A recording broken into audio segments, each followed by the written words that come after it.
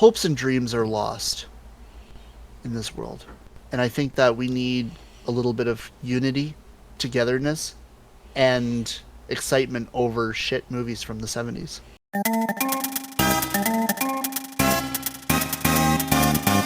And they have something really special in mind. Welcome to Lithgow to the Movies. I am Haussmann, and with me is my co-host, so far for one consecutive episode, MasterGo.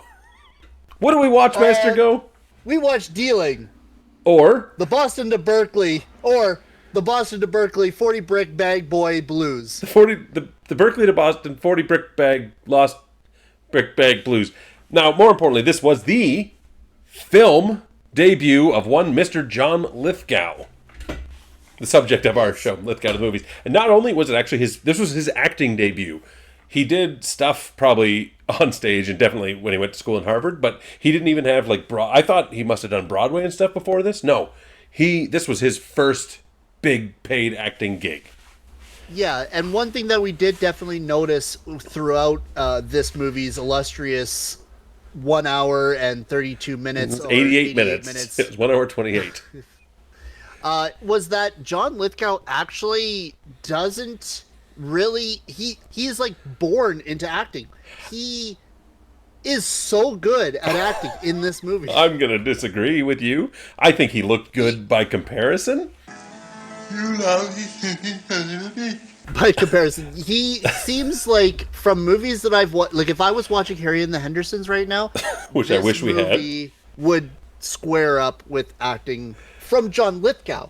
The movie's pacing and everything to do with the movie is... The first few minutes in particular were disjointed, and we weren't sure if we were missing chunks of the movie. It was all over the place. And John Lithgow was right there, very close to the beginning, read a fortune cookie and was like, well, this must be yours, Peter. We'll embark on a business venture. That one belongs to Peter. And it was like, what? And then immediately he's in the car with a woman. And then immediately Peter's on a plane. I got notes. We're going to go through the movie. But, yeah, John Lithgow was born, blah, blah, blah, went to Harvard, and took acting at Harvard.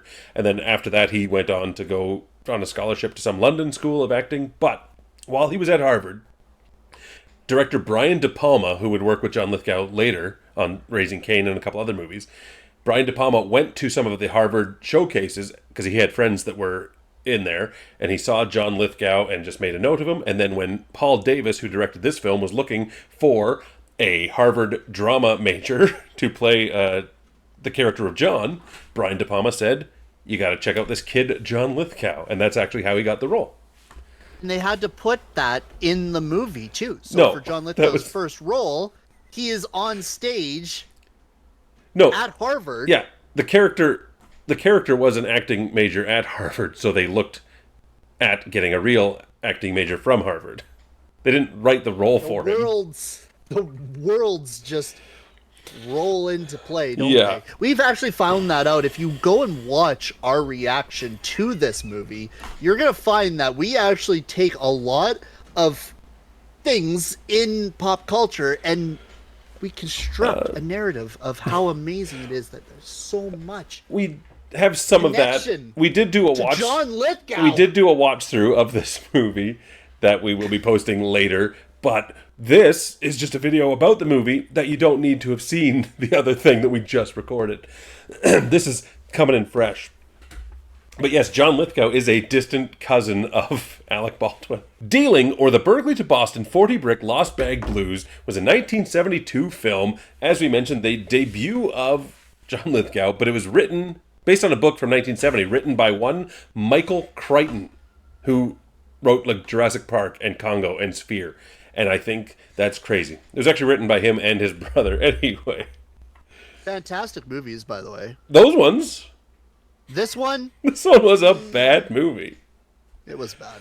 Yeah. It was a bad movie. I mean, towards the middle portion, like if you can muster up the courage to get past the first 10 minutes of the movie, the rest of it kind of does... It does pick up because, the movie was not what I thought it was, and it did not go where I thought it would. We actually did get to see a little bit of boobage in this movie. If you are having a night with your kids, it might not be the best movie for family night. I've seen a movie with different boobage that's...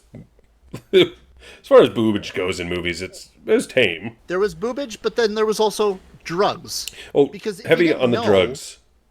3 different drugs. This does have a lot to do with a lot of drugs. Well, I thought it was only about marijuana, but... A cocky Harvard graduate transports a load of marijuana from Berkeley to Boston. His girlfriend gets busted with the second load.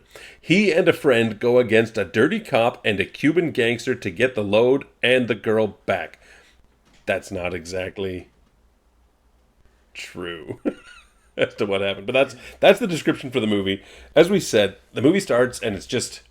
You don't know, it's intercutting so quick, and you don't know what's happening. You see John Lithgow, and you're like, oh, John Lithgow's got, like, a lovely set of locks that put mine to shame. There's no character development. There was no character development for a single character in this film. And you were now, for the case that if you were somebody who is a film enthusiast and you like a challenge to be able to figure these out for yourself, then you will eventually figure it out. Yeah.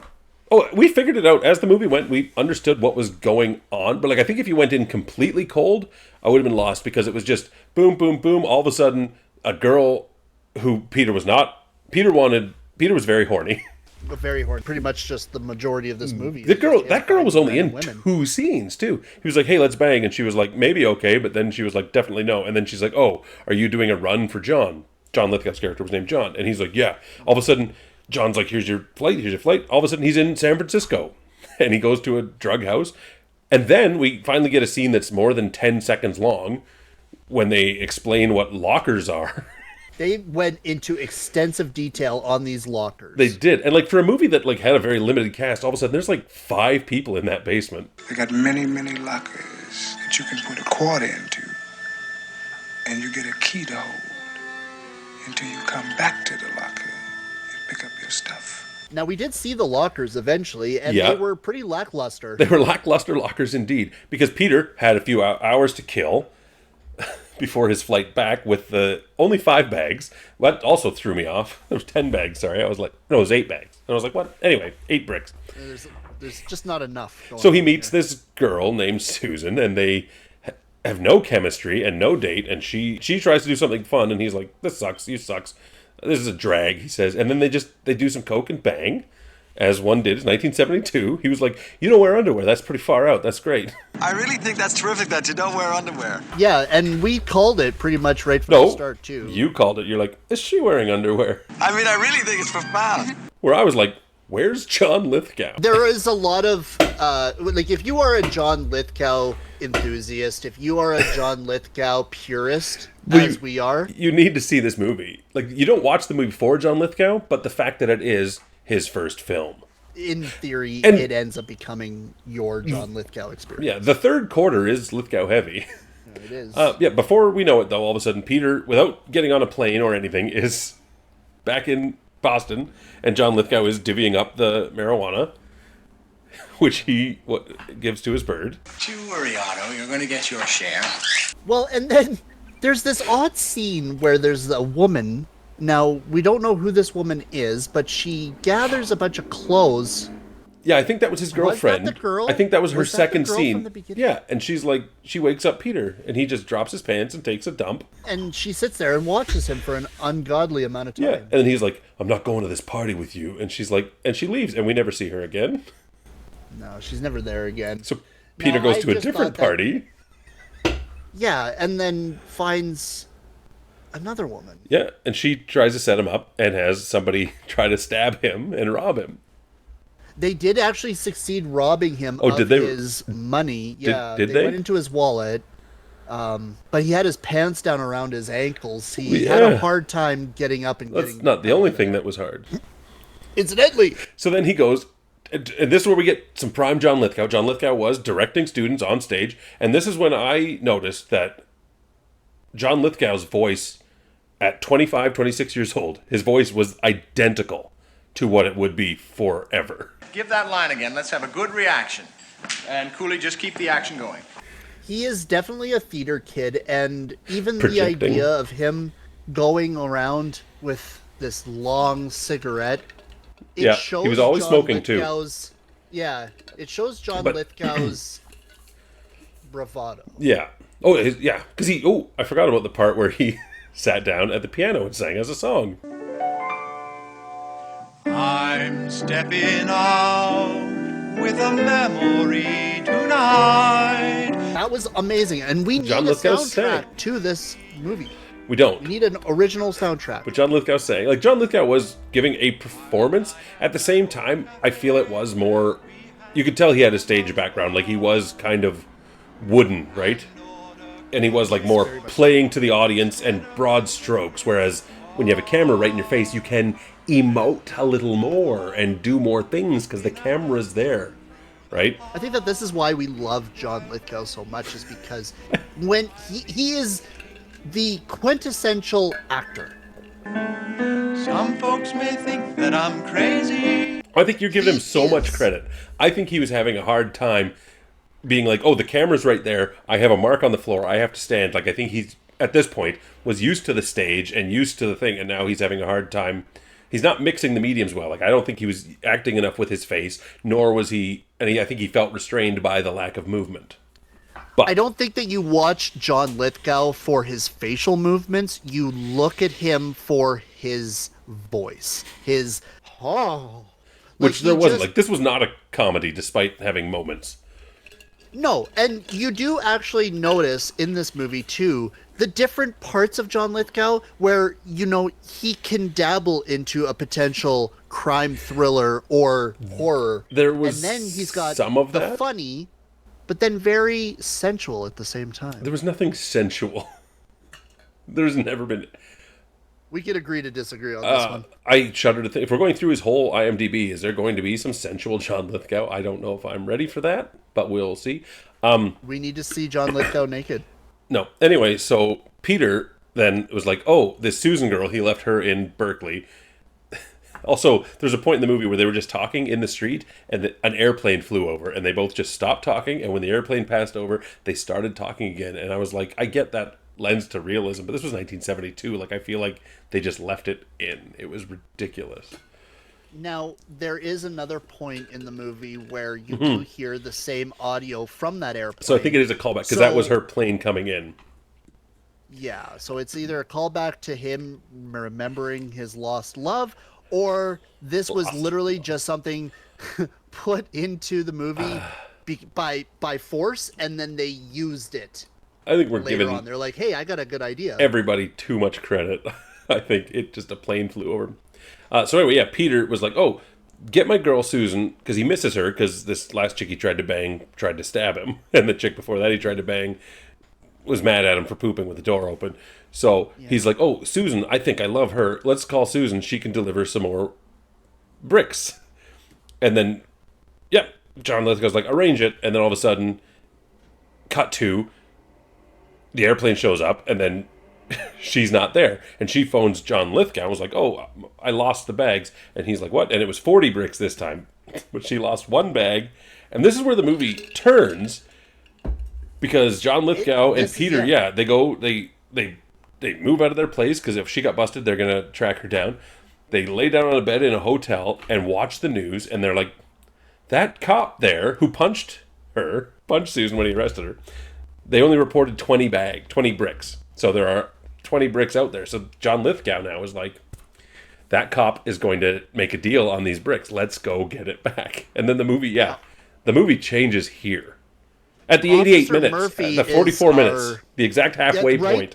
Right at the halfway mark, we get the 40 brick lost bag. Murphy is now, he's holding on to a little bit of that brick. Yeah, and John Lithgow, all of a sudden, John Lithgow has been behind the scenes, he's been pulling the strings, as it were, but he's like more the guy in charge, not the guy that gets his hands dirty. And when she got arrested, like, that was where you were talking about the sinister. You could actually see John Lithgow being like, his face, just the subtle things in his face were like, nope, screw it. She got busted. I don't care. She can rot in jail as long as it doesn't lead back to me. Like, that's where some of that stuff you do see, like in Dexter, some of the dark was coming out. But I just, being his first role, I'm not going to pick it apart. Morgan. He was clearly the best actor of this movie. Anyway, they start stalking this cop to see where he was. And John Lithgow's like, driving, and they were playing that game, and he wouldn't turn on the heater because it was cold.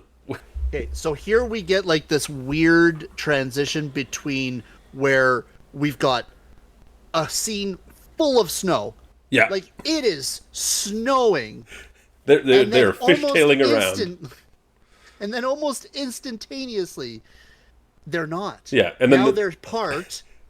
They've got kids playing candies basketball. on the dash? I don't know what the candies were. They were just eating them. And there were kids playing basketball. Now it's sunny. It's like, it's maybe fall. Could have been fall, yeah. Maybe spring. Basketball weather. But then the finale of the film is snow playing fields again. Yeah. But there was that unfortunate... The basketball hit their car, and a kid yells at John Lithgow. He says a very, very 70s, Yeah. 80s slur that we all know. It was more acceptable then.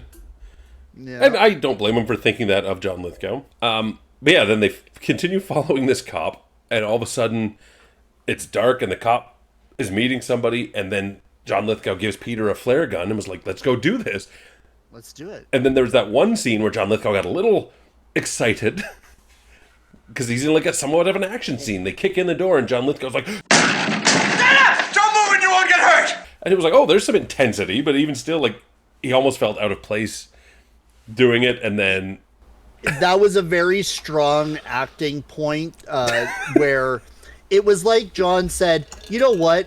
I've been sitting here all day doing basically nothing for maybe a year and a half because of the way the weather's changing.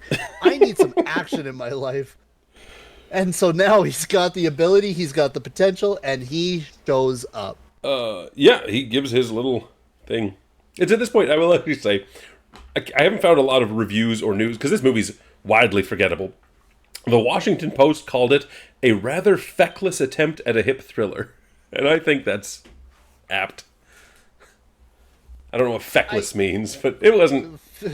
Feckless doesn't sound good. Yeah, so they take the drugs from this guy who turned out to be Cuban, and they told him to lay on the floor, and John Lithgow flips the mattresses on top of him. And the chair, and the box, and the... I was like, the mattress, I feel mattress. Like... And then they run out, and then somebody starts shooting at them. And John Lithgow John gets shot. Well, he got shot to the point that he, like, just biffed it, did his own stunt, and...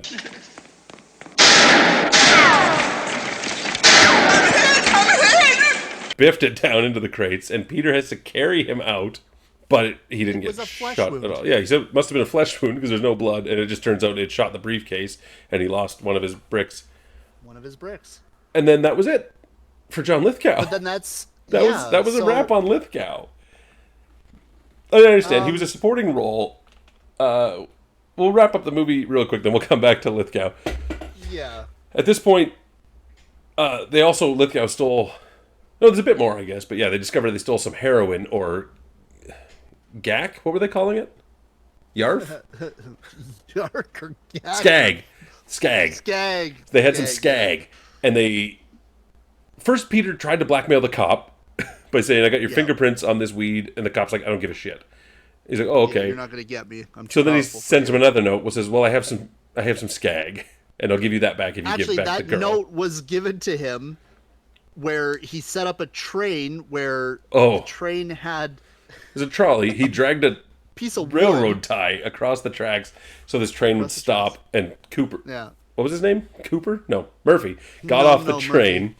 And went to a graveyard and found some of the skag and another note with what to do. And then he went back and just stops the train again. Another train. And hops on it. Yeah, and then just hops on. Like, and I thought, yeah, he is could a cop. Could you imagine if this guy got hit by one of those? Yeah, crazy how, like, Murphy could potentially get hit by something. Yeah, he looks sturdy enough to survive it. So, at first the movie was, like, disjointed and, like, an art film, and then it kind of became a romance movie. And then it became a bit of a crime drama, and now it's still crime. It's still in the crime drama stage. But they're like, yeah, you want your skag back, release the girl. There's some back and forth and some sailors who never had acting lessons. Somebody tell you to watch this bag? Yeah, I'm supposed to watch it for a guy. You know what he looked like? No. And and the taxi. What did you notice about the taxi? Because Peter's setting up the taxi to take the cop somewhere, and...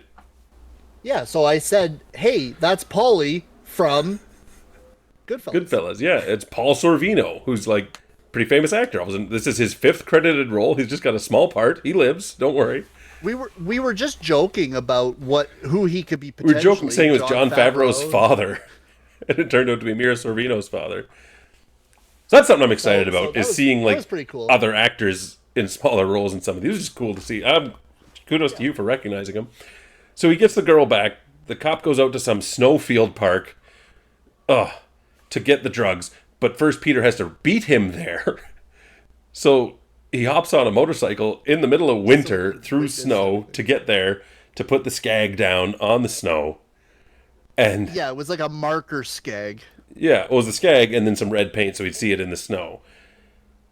But somebody's following the cop, and all of a sudden, like, Peter drops... who was following anybody. We did not know who was following. We knew who was in the taxi. We knew that Peter was on the motorcycle, and then there's this white car. And then Peter and Susan go behind something, and we don't see them again for the next 20 minutes.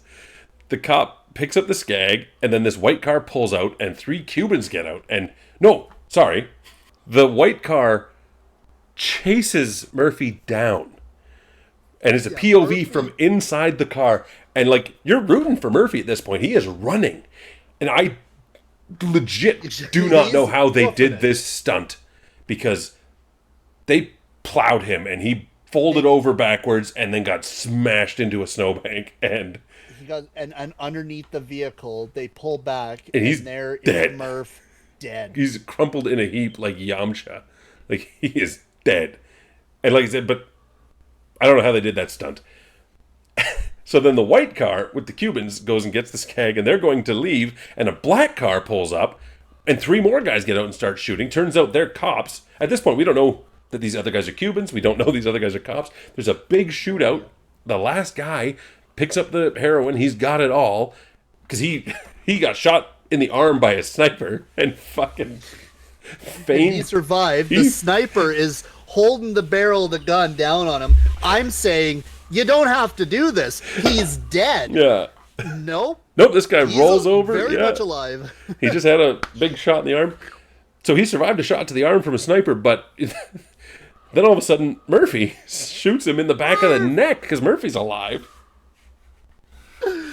Oh, man. Murphy survived. He did survive because then he's like, oh, and he put the heroin down in the hands of the Colombian, and he phones the police and was like, yep, there's been a shootout. 3 of my guys got wasted. I wasted 3 Colombians. I'm going to drive myself to the hospital and leave this crime scene. And the cop's like, yeah, we'll have some black and whites there in a few minutes, whatever. And he leaves. And then at this point, like, we're not sure if Peter and Susan are still there because we never saw any reaction shots of them because this is an arguably bad film. But they come out and they're like, okay, and they drive off. But then Peter stops and he looks at the heroin in the dead Colombian's hands and he thinks about it. We almost get possibly a second movie. Dealing 2, Electric Boogaloo. I made that joke earlier. But he doesn't take it. He learned his lesson. He looks back at his woman and he says, no, I don't need this lifestyle. No, he's also like, at some point in the next couple days, he's writing his like bar exam to be a lawyer. He's a Harvard graduate lawyer. Why would he get messed up in any of this? I don't even think John Lithgow paid him to go on the original run. I don't know what connection John had with him. They were friends. They went to Harvard together. But yeah, like there was no character development for anyone. No motivations. Which I would have loved to have had. Like because maybe that would have actually made this movie a little bit something more. Like I think this movie could be remade or redone. Like I'd like to actually read the book, but I don't think I care that much. But no, like Peter just was like, like I think he only was in love with Susan because she was easy to bang. He's like, oh, I tried to bang this one chick and she was like, no. And then I tried to bang this other chick and she tried to rob me. But the Susan was easy to bang, so I think I'm in love with her. And that seemed to be his only motivation. Like, I don't know why he went in the first place. John Lithgow's, like, he obviously came from a rich family. He's at Harvard. Yeah, and he is, like, he's utilizing He's always his in charm. suits and everything. Yeah, but, like, what's his motivation? Why does he want these drugs? I think his motivation in this movie is that he's bored. And he knows that he fucks so good that he can just get away with anything. Peter, by the way, mentions how good he fucks. He's like, oh, come on, can we have sex? I'm real good at it. I got terrific technique. It was a bad movie. Peter and John were... I didn't believe them as friends. Like, and they also had the same haircut, like, which made it tricky to differentiate them, except for John Lithgow's like 6 feet tall. And it feels like Peter had almost kind of this, well, do I really have to do this kind of mentality through the whole movie? Well, he had a weird energy where he was either just like, hey, I'm so bored, or he was like just under Bobcat Goldthwait manic. Get your money back from Lieutenant Murphy, the narcotics division. Like he was always like, I really love her. I need to go get her. Let's let her bring some drugs. No, fuck you, he says to the guy. Yeah. Oh, yeah. To Joy Bang, the actress Joy Bang. Oh yes, that's right. Joy Bang, who she hung up the phone while movie, he was. She quit to become a nurse. Yeah. She hung up the acting career and. Well, yeah, but she like, I don't want heroin deals being done with my phone. He's like, fuck you, Sandra. Fuck you, Peter. So polite. Oh my God. It was the most politest. Yeah. No, honestly, I am glad that we did watch this movie, just for the fact that we can now say we've seen it. Yep. Would I say that I'd ever have to watch it again? Probably not. I have to do some editing. But, honestly, this is why we do this. Yeah, you remember... So that everybody else could just live vicariously through us. When we first talked... Or you can live vicariously with us and watch our watch-along. Which will go up later, but... When we first started talking about Lithgow to the movies and we looked into it, I bought a DVD of this for $15 off Amazon, which I have somewhere in the beeping closet, I think. I don't think I ever got rid of it. Least... A counterculture mess. Must have been fairly bad then. I don't really recall it from the time, but it's truly awful now. I failed to watch more than 15 or 20 minutes of it. Perhaps I'll try again after a few drinks. Ha! And we did it sober. Yeah. I'm watching movies based on Michael Crichton books. I have read them all. Decent, but don't go out of your way. Anyone want a used copy? Not many reviews. Nobody even wants it in their house. Oh, I know. What do you rate John Lithgow's performance in his big debut?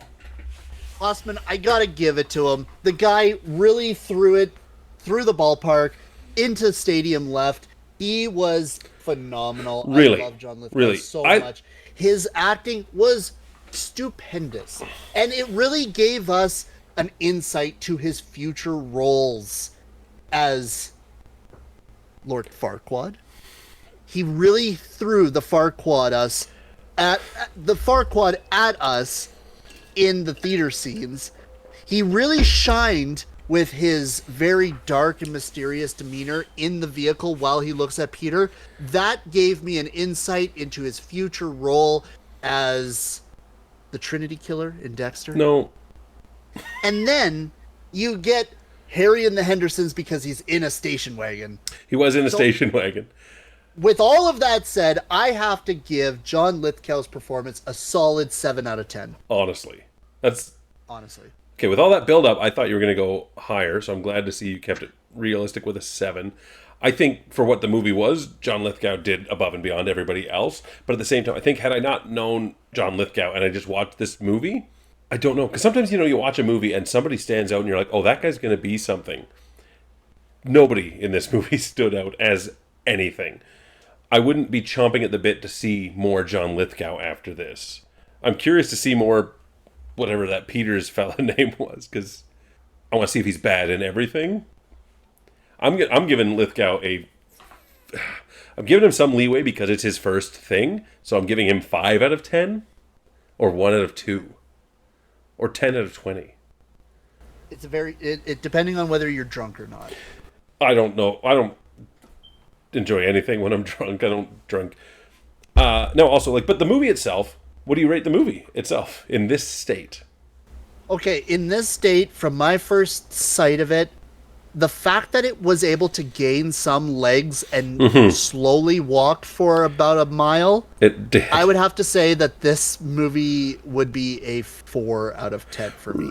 I was leaning towards 2, but go on. I give it a 4 because it really showed me something that I really love about movies, and I go back to Quentin Tarantino in this, because it's the pacing of a movie that leads you to just you're watching it, you're trying to figure out what the hell's going on. You don't know what's going on. There's a lot of weird scenes, but then you get a huge payout at the end. And that's what this movie is. Yeah, like it definitely was a build-up. It was unpredictable. The first several minutes are bad and disjointed and hard to watch. Very much so. And unrelated. And like I said, the fact that there's no character development, like there's a lot against this movie. But I do feel that the story is there. And if you were to redo this, it could be something... I mean, it's probably something not unlike anything we've seen several hundred times. But I think there's enough there that you could remake this movie. And if it were to be remade, what role would you want John Lithgow to play? I think that I would love John Lithgow to play Murphy. I think because he's the oldest person in the movie?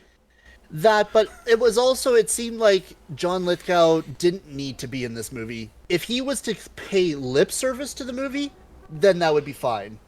No, yeah. I could see John Lithgow, because he's 80. I don't know if you want an 80-year-old DEA or whatever getting plowed over by a car. I could see John Lithgow playing the Paul Sorvino role of taxi driver. Okay. So a real quick in and out. Yeah. And literally out, because he was the fuck out of there once he saw what was going down. Actually, he waited a bit more than I would have thought. He was a good guy. There was a few dead Cubans before he was like, oh no. Oh shit. I better drive away. But yeah, that's going to be a question that we ask, so prepare yourself for that every time we watch a movie. I'm going to say, if they remade this today, what role could Lithgow play in it? It's a solid question. It is a solid question. It gives a lot of thought towards movies that may not have ever had a second thought. Yep. And I just got a couple more follow-up questions that are going to be quick and simple. Do you think any of our viewers should watch Dealing or the Berkeley to Boston Lost Brick 40 Bag Blues? I think if they wanted to get stoned, high in any regard, or wasted, drunk, watch our reaction to it while we watch it all, and then enjoy it. I think that they would have a lot of fun watching us enjoy it. But if you were to watch it on your own, you have to be a cinephile that really dives into select actors. And obviously, this being John Lithgow's first movie, and Paul Sorvino's fifth, and Paul Sorvino's fifth, you are going to have to deal with it. But it should be in your collection. I think that it should be, to be honest. Yeah. I've seen a lot of crap out there, and this was not horrible. There are worse movies, but this was a... Yeah, I can't straight up say it's a bad movie. Okay, it's I think if you 4 have out it of in your 10, I put it up on the top shelf, maybe lower shelves, if it's there and you can see it, it will be there for you, and then maybe somewhere down the line, I think aliens come to see what our cultures are like, you could show them this. Yeah, like definitely, maybe probably is a product of the time, but I think if you're just looking for John Lithgow's first performance, you can watch some clips of this online. I don't think you need to watch the movie, but watch the watch through with us. And then, are you glad, John Lithgow aside, like taking the John Lithgow and this podcast out of it, are you glad you watched this movie? No. I am here solely for John Lithgow. Yeah. And quite honestly, I would not have watched this movie if it wasn't for the excitement of John Lithgow. Yeah, like I think there's only 2 reasons to watch the movie. Is like, one, if you're doing a complete John Lithgow thing, or like that guy on Amazon if you're doing a complete Crichton thing. I can't believe like this is this Michael Crichton's first... I can't believe Michael Crichton's that old. He's dead, but... Jurassic Park. Say that specifically, just due to the action scene. The action scene got me pretty excited, and that didn't include John Lithgow at all. It was good, actually, for what it was. It was like, a good action scene. For the time, too. You can't take into account, like, there's not going to be stunts and wire work and guys doing kick flips. Like, this was... Yeah, there was a solid gunfight of squibs and everything, which we didn't really know was coming, because this movie was kind of a melodrama about cocky students. All of a sudden ends in a gunfight between these bands of characters we didn't know were involved. Side boob, John Lithgow, final end scene. That's what this movie's about. You could literally watch those 3 scenes. And John Lithgow's bare chest. And John Lithgow's bare chest, which was very slick. Not a hair on him. Well, we were watching That 240p. Well, we also thought that the grass was moving on the hills in the middle of winter. You thought that. Anyway, where can people find you, MasterGo? I think you can find me on YouTube. I do music video reactions over on youtube.com/MasterGo89. There you'll be able to watch my reactions to music videos. I also sometimes game. I do some things. Okay. What about you, Haussy? Well, I'm Haussmann Comics. You can find me on YouTube here at Haussmann Comics, where I talk about comic books, or sometimes I have Haussmann Gaming, but I don't pay much attention to. And then, of course, right here on Lithgow to the Movies. Subscribe, because I don't know for sure what we're doing next time, but it's definitely a John Lithgow thing. I think it's a TV movie called Get Her Out of the Butter, or what was it? Mrs. Butterworth presents Get Her Into the Butter, or the 40 Brick Lost Girl Bag Blues. Blow Blues? Blow Blues. The Blouse Blues. Blouse Blues. No, it was in fact. Incidentally, there will be no side boob in this one. It's a TV... It's called The Country Girl. If I can find it, where John Lithgow plays Paul Unger. Unger. Yeah. So it'll be a... Unger. Next time, if I can find it, we'll be watching a TV movie called The Country Girl, where John Lithgow plays Paul Unger. Excited. Yeah. Just... Yeah. I don't know. See you later, I guess. And click.